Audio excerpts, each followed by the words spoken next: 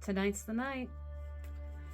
It is about 5 hours until the full lunar eclipse here over the North American and most of the South American continent. So it's time for a special oracle reading. We're going to do an oracle reading for this lunar eclipse here. This will be in 2 parts. For the first half, we will draw from the Moonology deck 1 card, as well as the Goddesses, Gods, and Guardians oracle deck. So, let's start with our Moonology card here first. And let's see what we can glean from this deck. It's certainly still a full moon, but look at the bigger picture. A full moon in Sagittarius.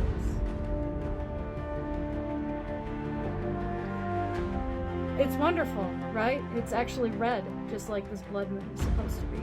I love that. The full moon lunar eclipse is in Virgo, so that is different, but it will appear fairly red if we can see it. In Colorado, it's supposed to be cloudy, so we can't see it. Fingers crossed. All right. Now, Goddesses, Gods, and Guardians deck.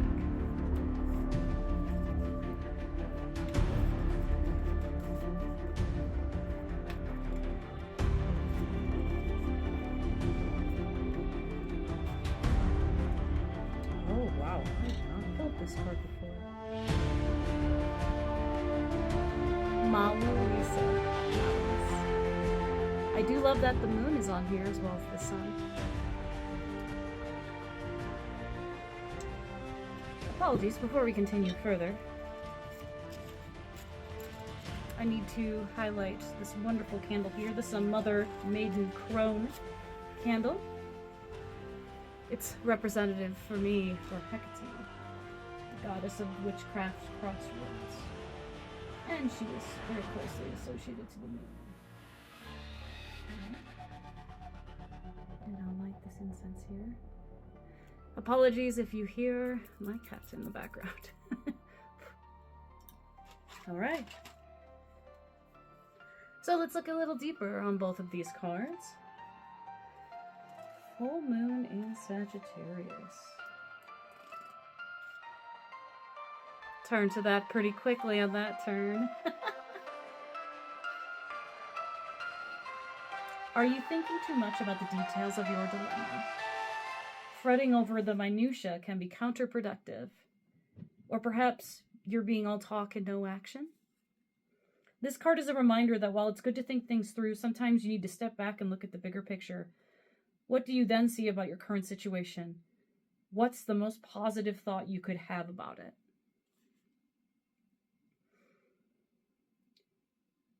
So, this card is really emphasizing, because Sagittarius is all about adventures and wandering and discovering new philosophies.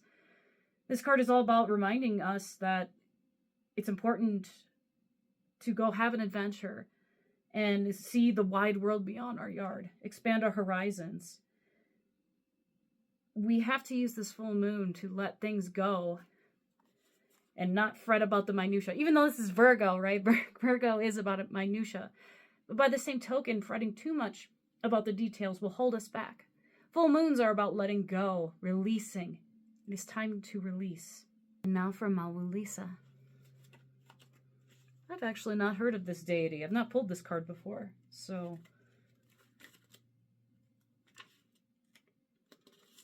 Maulisa is from the West African kingdom of Dahomey.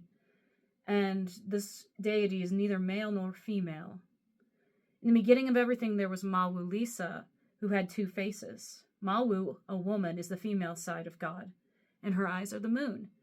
Lisa is the male side of the god, and his eyes are the sun. This androgynous deity reminds us that balance is a central principle of the universe. It's important that you take a deep breath and come back to center. You may be feeling scattered, pulled in every direction, Visualize your energies being gathered back to you. You need peace and personal balance.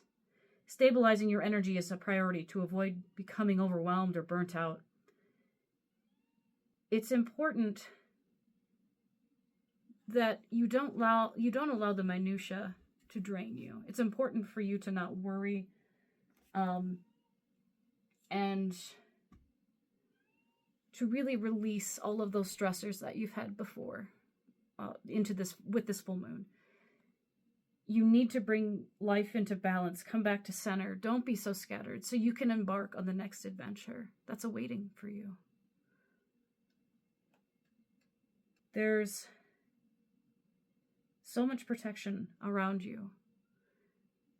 There's so much magic around you. You reach out in your life to connect in order to achieve and center your energy, to bring yourself into balance, and you will be able to achieve all your dreams and those adventures that you've been looking forward to. I'm going to continue this in part 2.